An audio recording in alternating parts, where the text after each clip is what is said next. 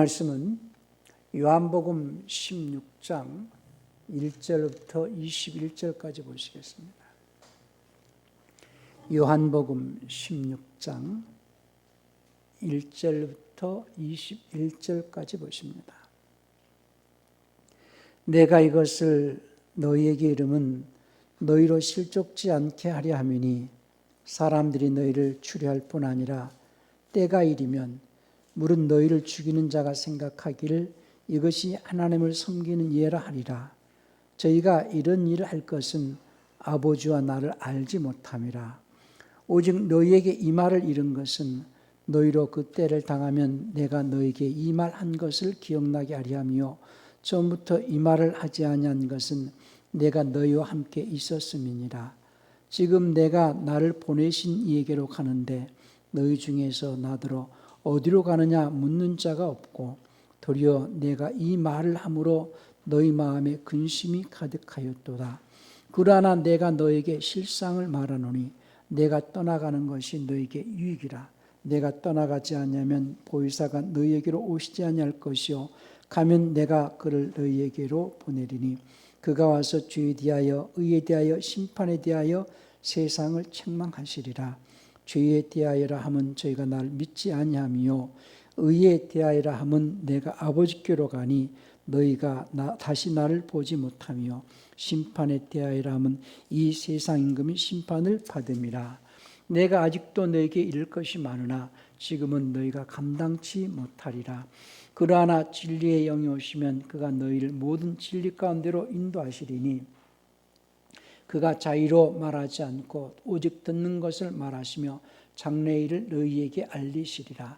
그가 내 영광을 나타내리니 내 것을 가지고 너희에게 알리겠음이니라. 무릇 아버지께 있는 것은 다 내 것이라. 그러므로 내가 말하기를 그가 내 것을 가지고 너희에게 알리리라 하였노라. 조금 있으면 너희가 날 보지 못하겠고 또 조금 있으면 날 보리라 하신대.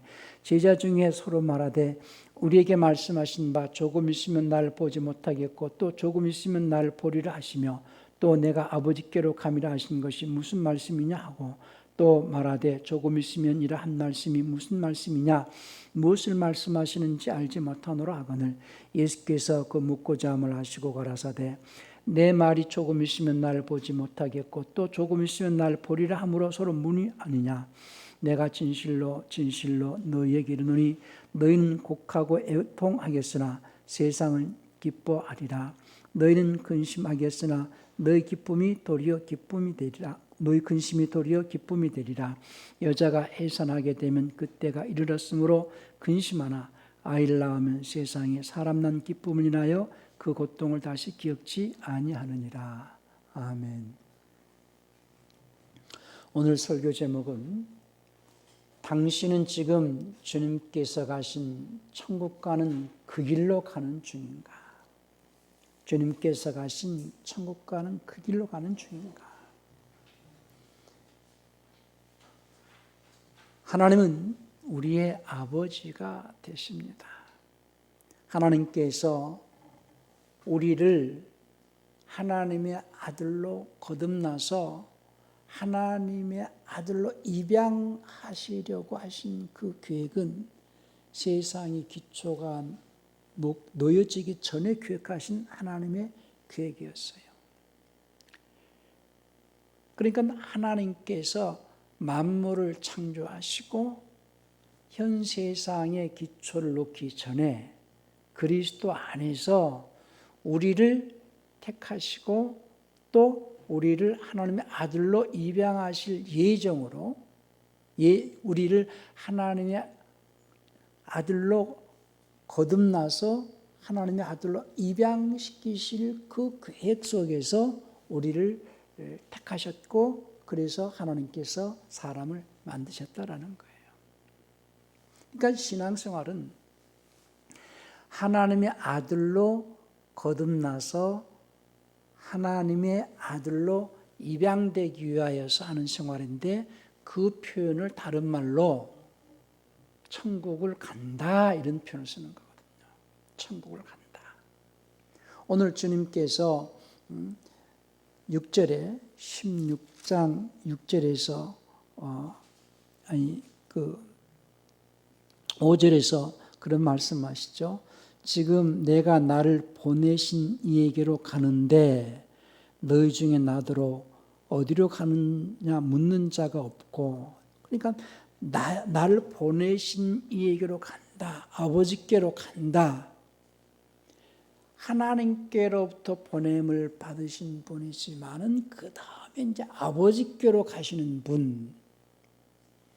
그러니까 예수님께서는 하나님과 함께 하실 때는 말씀님이셨고, 그때는 삼위중 1위가 되시는 말씀님으로서 하나님과 한 하나님으로 존재하셨던 분이신데, 하나님께로부터 나와서 곧 아버지께로부터 보냄을 받아가지고 이제 사람으로 오셔서 사람 안에서 하나님의 아들로 부활을 해서 가신 분인데, 그래서 그분은 하나님의 맏아들 이런 표현을 쓰거든요. 첫 태생 또는 맏아들, 첫 열매 이렇게 말씀을 하시는데, 그 하나님의 아들로 부활하셔서 아직 하나님께로 가시는데, 그 주님께서 가신 그 길로 우리를 갈 수 있도록 하시려고 예수님께서 십자가에서 죽으셨죠. 예수님께서 하나님과 인류 사이에 막혀있는 죄담을 허물고 예수님께서 가신 그 천국으로 가는 그 길을 갈 수 있게 하시려고 우리를 이제 십자가에서 구원하시고, 그리고 이제 그 길을 따라올 수 있게 하시려고 그 길을 보여주시고 그 길로 우리를 안내하시고 이끄시려고 성령을 보내시는 거죠. 그러니까 신앙생활은 천국을 향해 가는 생활인데 천국을 향해 가고 있는 중이어야 된다는 것을 강조합니다. 많은 그리스도인들이 나는 예수 믿으니까 천국을 갈 거야, 나중에 육체를 벗어나서 나중에 육체의 삶을 마감한 죽은 다음에 내가 천국을 갈 거야, 예수 믿으니까 천국을 갈 거야, 그렇게 생각을 하기 때문에 예수 믿고 천국 갑시다. 그러면 예수님을 믿는 자들은 그 다음에 천국을 현재 가고 있는 중이어야 된다는 거예요. 앞으로 갈 것이 아니고 지금 가고 있는 중이어야 된다는 거예요. 그걸 강조하는 겁니다. 많은 그리스도인들이 예수님을 믿을 뿐이지 그리고 나중에 천국을 갈 거라고 말을 하면서 가고 있지 않다는 거죠. 천국을 갈 거라고 생각을 할 뿐이지 천국을 현재 가는 생활이 신앙생활이라는 거예요. 신앙생활은 예수님께서 우리를 구원하신 구세주이신 것을 믿는 자들이 예수님이 가신 그 길을 따라서 천국을 가는 생활이 신앙생활입니다. 천국을 가는 생활. 저는 이걸 늘 강조하고 싶어요. 많은 사람들이 천국을 갈 거라고 말할 뿐이지 가고 있지 않다는 거예요. 그러면 어떻게 하는 것이 천국을 가는 것이냐? 어떻게 그 길은 어떤 길이고 어디로 가는 길이고 어떻게 하는 것이 천국을 가는 것이냐라는 것에 대해서 설명을 하려는 거예요. 오늘 주님께서 말씀하시기를 내가 나를 보내신 이로 가는데, 주님은 지금 나를 보내신 이에게로 간다 이 말씀을 쓰시는데, 물론 그분이 부활을 하셔서 승천하셔서 아버지께로 가신다라는 의미가 있어요. 그런데 그분의 삶 자체가 천국을 가는 삶이셨거든요. 천국을 가는.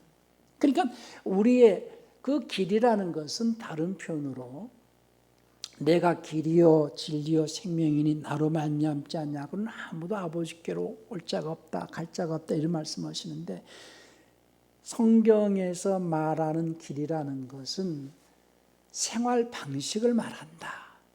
길은 생활 방식을 말한다. 인생은 육체를 입고 어머니 뱃속으로부터 옹해하고 태어나가지고 인생길을 가잖아요. 태어나가지고 그 죽음을 향해서 가고 있어요.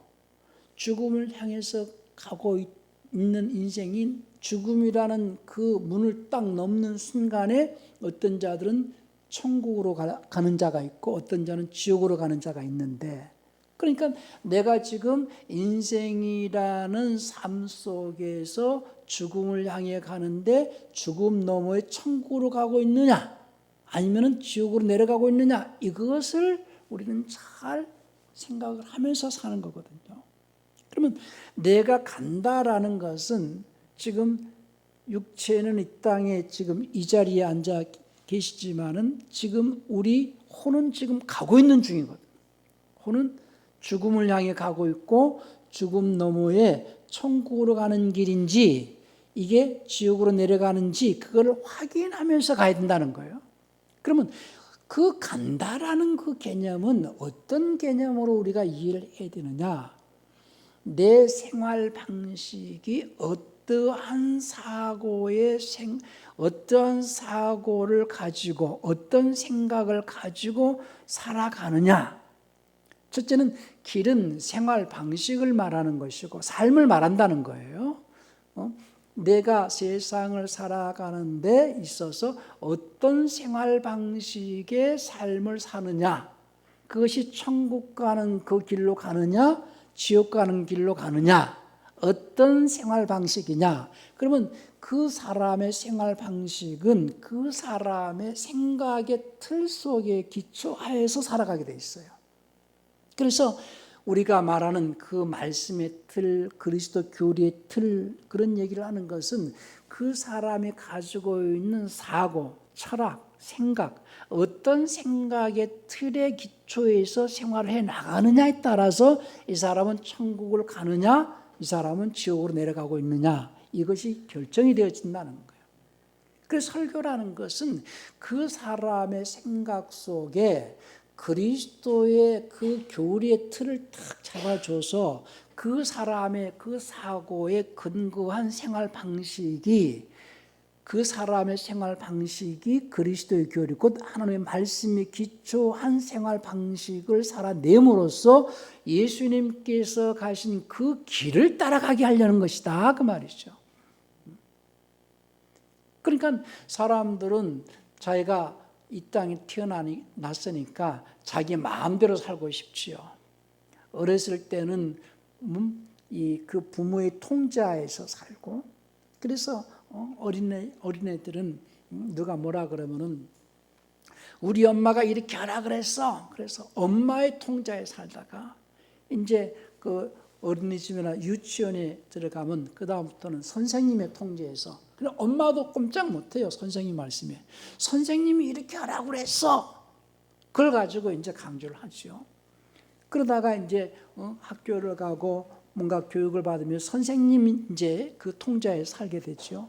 그러다가 사춘기를 지나고 자기 생각이 이제 독립이 되어질 때 갈등이 생기는 그 시기가 사춘기거든요. 그전에는 부모님의 통제, 또 선생님의 통제, 그러다가 자기의 의지로서 자기가 자기 뜻을 나타내면서 살고 싶었을 때에 그게 부딪히는 시기가 사춘기인데, 인간은 어떤 사람의 생각이나 철학 속에서 살도록 해서 사람 마음대로 살게 하려고 지은 존재가 아니고 하나님의 생각의 틀 속에서 하나님이 원하시는 그 사고를 가지고 그 틀을 잡아서 하나님의 신격으로서 자라가게 하려는 목적으로 인간을 지신 거거든요. 좀 어렵게 들릴 것 같아서 천천히 설명을 하는데요. 그러니까 예수님께서 오신 것은 먼저 본인 자신이 육체로 사람 속에서 오셔가지고 자신이 내가 내 생각대로 살지 않고 내가 아버지의 뜻을 나타내고 아버지의 말씀의 순종을 통하여서 죽기까지 순종하심으로써 이제 하나님의 그 생각의 틀 안에서 하나님의 신격으로서 완전하게 충만하게 그 틀이 딱 굳어진 상태에서 그분이 딱 부활하신 것이 하나님의 아들이거든요. 쉽게 해서 똑같이 우리가 제가 인간론을 얘기를 할 때에 인간은 영과 혼과 육의 구조로 되어 있다. 사람이라고 말할 때에는 성경에서는 혼을 사람이라고 한다. 그것이 이제 영어 성경에서는 창세기 2장 7절에서 하나님께서 사람을 지으실 때에 흙으로 지으시고 그 콧구멍에다가 이제 생명의 호흡을 불어넣으셨는데 그것이 살아있는 혼이 됐다. 리빙 소울이 됐다. 그래서 사람이라 하면 혼을 사람이라 한다.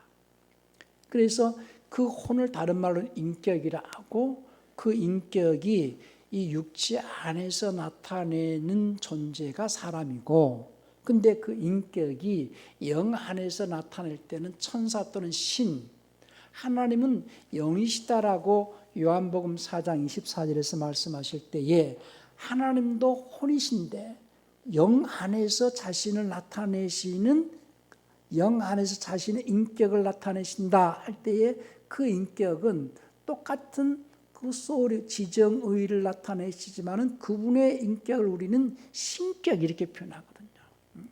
신격. 인간은 육체 안에서 자신의 혼을 자신의 의지를 나타내고 생각을 나타내는 것을 인간의 인격이라고 하지만은 하나님은 영 안에서 하나님의 신격을 나타내신다. 그래서 영어 표현 God had 이렇게 표현을 썼는데요. 우리 모든 만물에게는 하나님의 신격의 속성이 나타나게 돼 있어요. 그러다 개역서에는 신성이 나타난다 이런 표현을 썼는데 우리 로마서 1장 20절 한번 볼까요? 로마서 1장 20절입니다.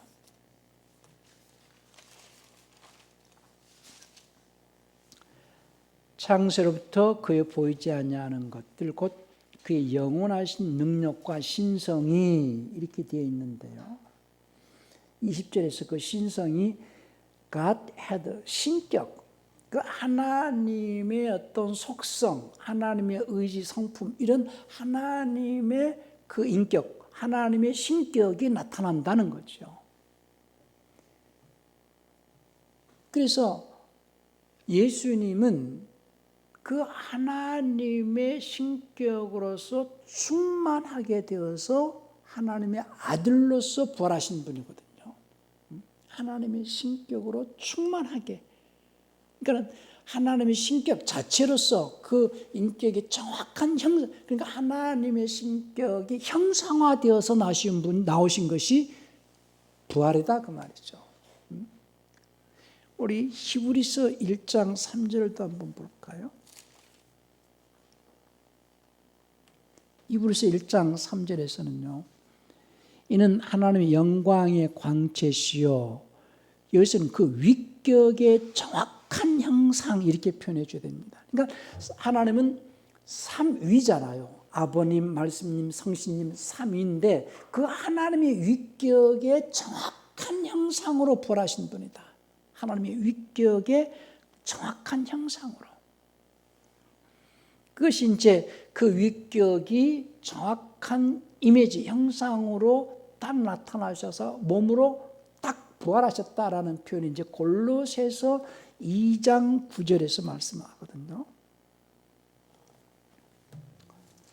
골로새서 2장 9절 한번 봅시다.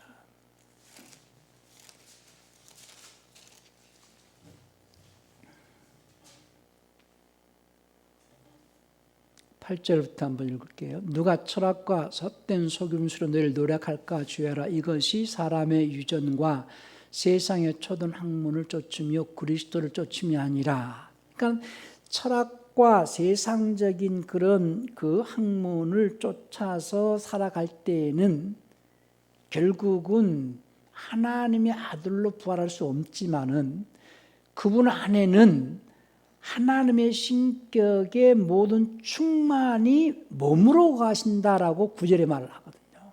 하나님의 그때도 역시 거기서 이제 God had 9절을 보세요. 그 안에 하나님의 신격의 모든 충만이 몸으로 가신다. 그 하나님의 그 모든 그 신격이 몸으로 정확한 형상으로서 하나님의 그 신격이 하나님의 정확한 이 그 위격의 형상으로서 몸으로 딱 나타날 때가 부활이거든요. 참 쉽지 않습니다. 이런 개념이 이제 이해가 돼야지 우리가 성경을 읽을지라도 조금 이해하기가 쉬운데요. 그래서 신앙생활은 뭐냐? 예수님께서 가신 그 길, 예수님은 육체 안에서 하나님의 위격의 정확한 형상으로서 부활하신 분이 하나님의 아들로 부활하신 것처럼 우리도 예수님과 같은 그 하나님의 아들로 부활을 하기 위하여서는 예수님이 가신 그 길을 가야 된다는 얘기예요. 그러니까 그분은 하나님과 함께 하실 때는 그분은 하나님이셨고 그때는 그분이 말씀님이셨지만은 그분이 이제 사람을 창조하신 것은 사람 안에서 자신이 하나님의 그 위격의 정확한 형상으로 부활하시고 그 다음에 사람 안에서 하나님의 아들들이 태어나게 해서 그 하나님의 아들들을 하나님의 아들로 입양시킬 계획 속에서 사람을 지셨다 그 말이에요. 그것이 이제 에베소서 1장 4절 5절 한번 볼까요?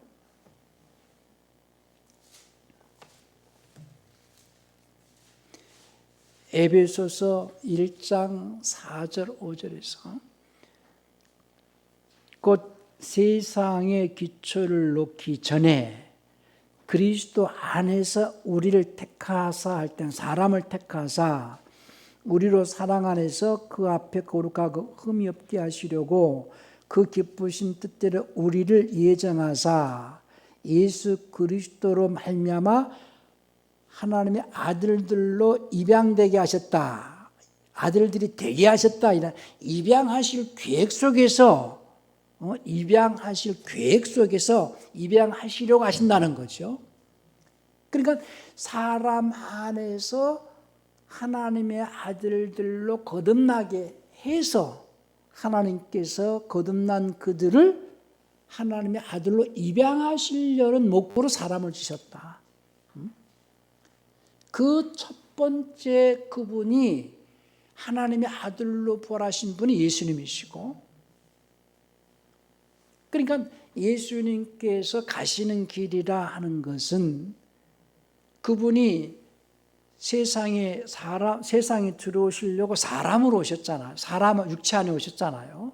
육체 안에 오셔가지고 자신의 공생의 삶을 통하여 가지고, 그러니까 그 공생의 삶 속에서 그분이 우리에게 보여주신 생활 방식 있죠. 아버지의 뜻을 쫓아서 살고 아버지의 뜻을 이루는 그 생활 방식은 곧 그분이 가신 길이다 그 말이에요. 내가 길이다. 내가 아버지께로 가는 생활 방식을 너에게 보여줬다는 거예요. 나도 이 길을 가고 너희도 그 길로 와야 된다 하는 얘기죠.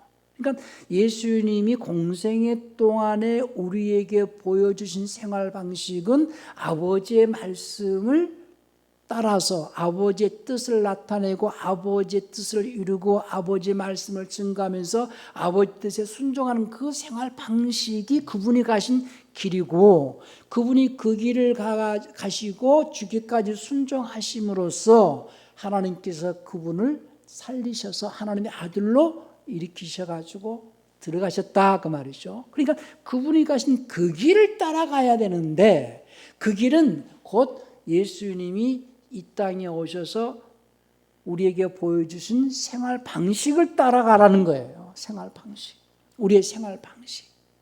그러니까 사람들은 각자의 생활 방식을 가지고 살아가는데, 그 사람의 생활 방식은 그 사람이 어려서부터 환경 속에서, 교육 속에서, 들은 이야기 속에서 가지고 굳어져 있는 사고의 틀 속에서 살아가는 생활 방식인데, 이러한 모든 인간의 헛된 철학과 속임수와 인간의 가르침에서 벗어나서 하나님의 생각의 틀, 곧 그리스도의 교리의 틀, 하나님의 교리의 틀, 선한 교리의 틀을 붙잡고, 예수님께서도 자신이 자신의 생각을 가지고 있었지만은 자기의 생각대로 살지 아니하시고, 그러니까 내 뜻대로 마옵시고 아버지 원대로 되어지기를 원합니다. 이렇게 얘기하셨잖아요.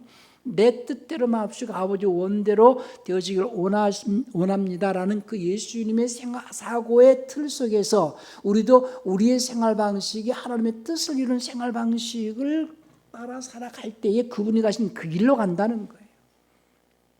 그러니까 우리의 생활은요, 예수님께서 가신 그 길을 가는 자들의 사고 방식은 늘 첫째는 무엇보다도 욕심이 없어야 됩니다. 그러니까 욕심은 탐욕은 우상숭배라고 그랬거든요.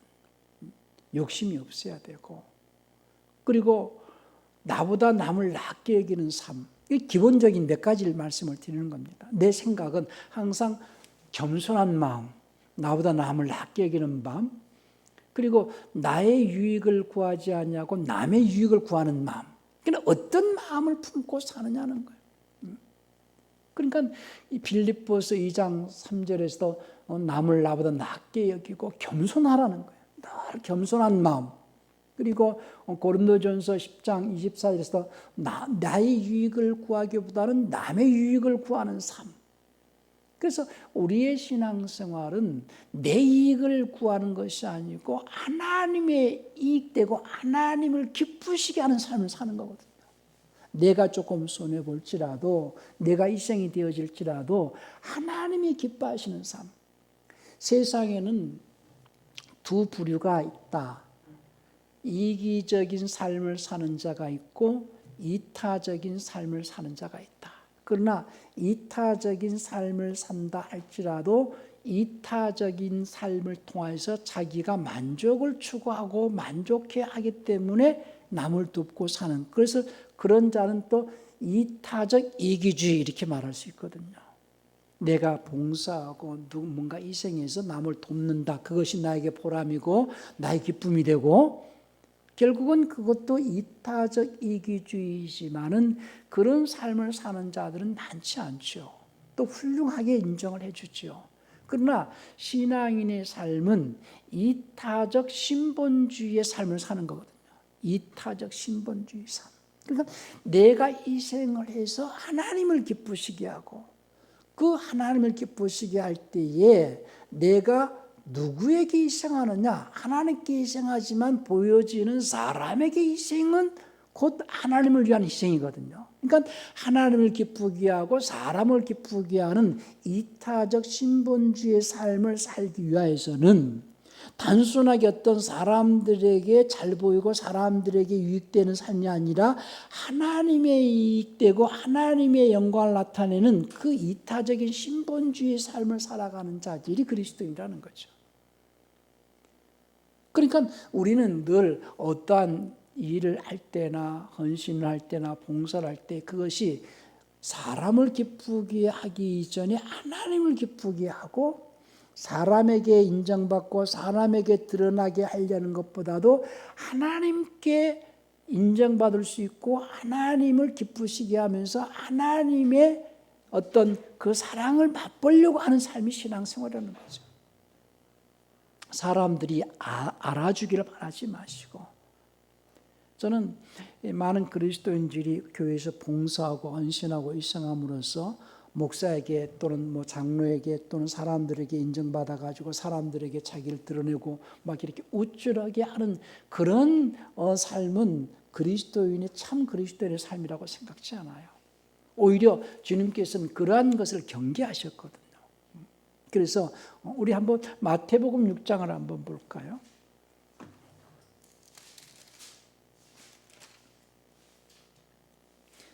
(6장 1절부터) 보십시다.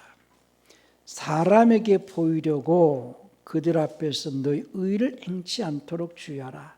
그렇지 않으면 하늘에 계신 너희 아버지께 보상을 얻지 못하느니라. 여기서는 상이 아니고 보상입니다. 우리의 어떤 하나님을 기쁘시게 하고 우리의 헌신과 봉사, 우리의 삶 자체가 하나님께로부터 보상받는 삶을 살지 않는다면 세월을 낭비하는 거거든요. 세상 사람들은 자기의 삶이 자기 것으로 알기 때문에 자기를 위해서 살고 자기가 즐겁고 자기가 행복하고 자기가 즐겨야 되는 삶을 살지요. 그래서 여행도 다니고 뭔가 자기를 즐겁게 하는 삶을 자기만을 위하여서 자기에게 기쁨이 되고 자기에게 유익되는 것을 추구하는 삶을 살지요. 그러나 이제 우리는 우리의 삶이 아니라 나는 주님의 것이고 주님을 위해서 사는 삶, 그래서 주님을 기쁘게 하는 삶을 살 때에 주님을 위해서 사는 삶을 살 때 하나님께서 우리에게 주시는 보상을 우리가 영생으로 받는 거거든요. 보상을. 그래서 인생을 심어서 영생으로 보상받는 삶인데 내가 이 땅에서 뭔가를 사람들한테 물론 하나님 앞에서 사는 삶이지만은 눈으로 보여지지 않기 때문에 사람들에게 인정받고 사람들에게 뭔가 그 사랑받으려고 하는 그런 어떤 모습으로서 자기를 드러내고 사람들에게 인정받기를 원해서 막 그걸 갖다가 나타내고 그러한 자는 이미 사람들에게 보상을 받았다는 거예요. 당신 참 훌륭합니다. 잘했습니다. 참 모범적입니다. 그래서 사람들에게 칭찬받고 사람들에게 상도 받고 그건 이미 사람들에게 보상을 받아버렸다는 거예요. 너희의 삶이 하나님께로부터 보상받을 수 있는 삶을 살라는 거거든요. 그래서 자기의 의를 사람들에게 나타내려고 하지 말라는 거예요. 그 다음에 계속해서 2절 볼까요? 그러므로 구주할 때 외식하는 자가 사람에게 영광을 얻으려고 회당과 거리에서 하는 것 같이 너희 앞에 나팔을 불지 마라. 내가 이렇게 잘했습니다. 이런 일을 하고 있습니다. 자기를 나타내고 자랑을 하지 말라는 거예요. 진실로 너에게 이르노니 저희는 여기도 보상입니다. 이미 보상을 받았다는 거예요. 자기가 이렇게 나타냄으로 인하여 가지고 사람들에게 인정해주고 훌륭합니다. 잘했습니다. 칭찬하고 그런 것으로 이미 보상을 받아버렸다는 거예요. 그러면서 너는 3절입니다. 너는 구제할 때 오른손에 하는 것을 왼손이 모르게 하여 내 구제함이 은밀하게 하라. 은밀한 중에 보시는 너희 아버지가 갚으시리라. 은밀하게 하라는 거예요. 또 너희가 기도할 때 외식하는 자와 같이 되지 말라. 저희는 사람에게 보이려고 회당과 큰 거리 어귀에 서서 기도하기를 좋아하느니라. 내가 진실로 너희에게 이르노니 저희는 이미 자기 보상을 받았다. 여기도 보상입니다. 6절에 너는 기도할 때 내 골방에 들어가 문을 닫고 은밀한 중에 계신 내 아버지께 기도하라. 은밀한 중에 계신 내 아버지께 갚으시리라. 그러니까 뭐든지 하나님이 보상하신다. 하나님께서 보고 계신다라는 마음으로 하는 거죠. 그런 삶을 살아갈 때 핍박도 받고 고난도 있고 여러 가지 궁탐도 있어요. 심지어는요, 예수님께서는 십자가에서 돌아가실 때에 십자가 상에서 못 박혀서 십자가 위에서도 하신 말씀이 아버지여 저희가 하는 일을 알지 못합니다. 저희 죄를 사하여 주옵소서 이런 말씀을 하세요.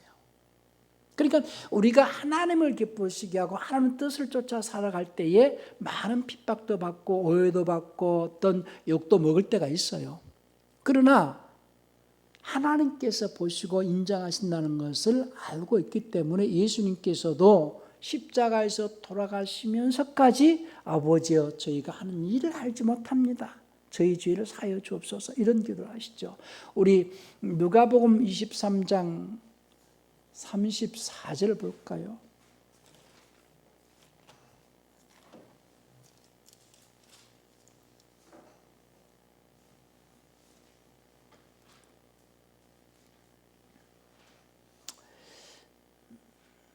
(32절부터) 한번 보십시다. 또 다른 두 행악자도 사형을 받게 되어 예수와 함께 끌려가니라. 해골이라 하는 곳에 이르러 거기서 예수를 십자가에 못 박고 두 행악자도 그렇게 하니 하나는 우편에 하나는 좌편에 있더라. 이에 예수께서 가라사대 아버지여 저희를 사하여 주옵소서 자기 하는 것을 알지 못함이니이다 하시더라. 그러니까 예수님을 십자가에 못 박는 자들을 향하여서 그리고 그 밑에서 예수님의 옷을 집고 있는 그 자들을 위하여서 주님께서 저들의 죄를 사하여 달라고 저들이 하는 일을 알지 못하고 있다. 그러니까 우리가 하나님의 뜻을 쫓아 살아갈 때에 핍박도 받고 고난도 받고 여러 가지 궁핍함도 당할 때가 있어요. 그래서 욕을 먹을 때도 있어요. 그들이 우리를 알아주지 않고 오히려 욕을 할 때도 있다 할지라도 우리는 하나님께서 지켜보고 계신다는 것을 믿고 그분이 내 삶에서 나의 수고가 헛되지 않고 반드시 보상해 주신다는 것을 믿기 때문에 어떤 것도 우리가 이겨낼 수 있는 거죠. 그 마음으로 우리가 인내하며 절제할 때에 이 땅에 살아가는 동안에 우리는 그분이 우리에게 공급해 주시는 생명을 맛보게 돼 있어요. 그것이 이제 로마서 5장 3절부터 이제 4절 5절까지 쭉 말씀하시는 것이 환난은 인내를, 그러니까 어떠한 환난을 당하느냐, 자기가 자기 인생살이를 하기 위하여서 자기의 뜻을 이루기 위하여서 여러 가지 어려움을 당하는 환난을 말하는 것이 아니고 하나님의 뜻을 쫓아 살고 말씀에 순종하는 삶을 살다 보니까 당하는 환난, 말씀에 기초하여서 당하는 그 환난이 올 때에 인내를 하라는 거예요. 왜? 하나님께서 지켜보시고 하나님께서 보상해 주신다는 그것을 믿고 인내하라는 거예요. 그러면 그 인내 속에서 경험이 온다는 거죠. 환난은 인내를, 인내는 경험을. 물론 이 개역성경에는 그 영어표현으로 experience를 갖다가 이 연단으로 해놔버렸는데요. 우리 로마서 5장을 한번 볼까요?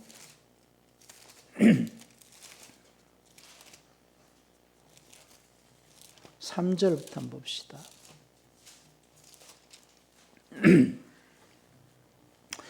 다만 이뿐 아니라 우리가 환난 중에도 즐거워하나니, 그 앞에 2절에서는 믿음 안으로 들어간다는 얘기를 해요. 환난은 인내를, 인내는 경험을, 체험을, 그 경험으로 인하여서 소망을 이루는 줄 알미라. 소망이 부끄럽게 아니하면 우리에게 주신 성령으로 말미암아 하나님의 사랑이 우리 마음에 부어지고 있기 때문이다, 그 말이죠. 무슨 얘기냐면은 하나님의 말씀을 쫓아서 살 때에 어려움 있고 궁핍 있고 고난 있고 핍박 있고 여러 가지 시련이 있을지라도 그것을 피하려고 하지 말고 그것을 잘 견디라는 거예요. 오직 주님만 바라보고 주님만 의지하고 나가라는 거예요. 그걸 피하지 말라는 거예요. 그 삶을, 그러한 삶은 하나님께서 공급해 주시는 생명을 맛볼 수 있는 삶이라는 거예요. 그걸 다른 말로는 하나님의 사랑을 경험한다 하는 거죠. 하나님의 사랑을. 하나님께서 나를 이렇게 사랑하시는구나 하는 것을 느낄 때에 그 속에서 하나님의 생명을 맛보고 그 생명이 공급되어짐으로 인하여 가지고 그 사람의 그 인격이 신격화되어져 가는 과정이라는 거예요. 인격이 신격화되어지는 과정. 그 인격이 신격화되어져 가지고 그 신격의 충만함이 예수님께서 자기 몸 안에 그 신격의 충만함으로 계신 것처럼 우리도 그리스도 안에서 그 신격의 충만함으로 되어진다는 거예요. 그것이 예수님이 가신 그 길로 간다, 그 말에 그런 표현을 쓰는 겁니다. 다시 정리를 합니다. 사람은 태어나가지고 누구라도 자기의 어떤 그 생각의 틀 속에서 자기 인생을 자기가 기뻐하는 삶을 살려고 애를 씁니다. 근데 이제 우리는 나는 죽고 예수님의 사람으로 살 때에 예수님께 가신 그 길을 가려고 하는 자는 예수님께서도 이 땅에 사시는 동안에 아버지의 말씀에 순종으로 사신 것처럼 우리도 그분의 말씀의 틀을 붙잡고 살아갈 때에 여러 가지 핍박도 고난도 시련도 궁핍도 있을 것이지만 그런 하나님의 말씀에 순종하는 삶을 통하여서 우리가 당하는 그 환난은 결국은 그 환난 속에서 우리에게 생명을 공급해 주시고자 하신 하나님의 사랑이 있다는 것. 그래서 말씀을 쫓아 사는 자들이 여러 가지 어려움과 시련이 있을 때는 인내가 필요하다는 것. 거기서 우리에게 하나님께서 가르치시고자 하신 것은 인내를 가르치시려고 하는 거거든요. 인내. 오래 참는 거. 그래서 열매는 어디 속에서 거룩이라는 열매, 하나님의 신격의 열매는 인내를 통하여서 이 열매를 맺을 수 있다는 거예요. 그래서 성령의 열매를 맺는 데 있어서 사랑과 희락과 화평과 오래 참음이 있잖아요. 오래 참음. 그러니까 환난 속에서 오래 견디는 그 인내를 배우게 하고 그 인내 속에서 하나님의 생명이 공급되어지는 그 사랑을 느낄 때 그 생명이 공급되어짐으로써 내 속사람이 변화가 일어나거든요.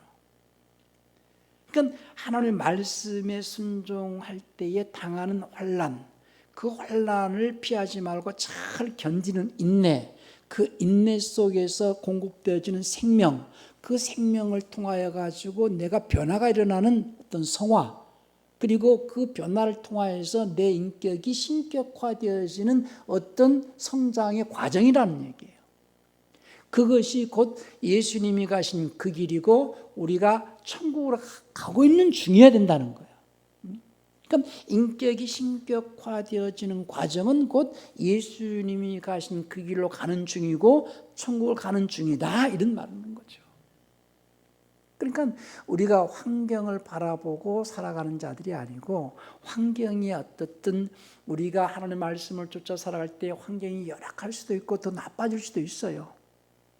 좋을 때도 있고 안 좋을 때도 있지만 항상 좋은 것도 아니고 항상 나쁜 것도 아니에요. 중요한 것은 좋든 안 좋든 그 속에서 우리는 그 생명을 맛볼 수 있어야 된다는 거예요. 근데 사람들은 환경이 좋으면은 그 환경 때문에 생명의 맛을 느끼지 못할 때가 또 있거든요. 거기에 빠져가지고 항상 우리는 환경이 좋든 환경이 안 좋든 그 속에서 하나님의 공급해 주는 생명을 맛보면서 자라갈 수 있어야 된다.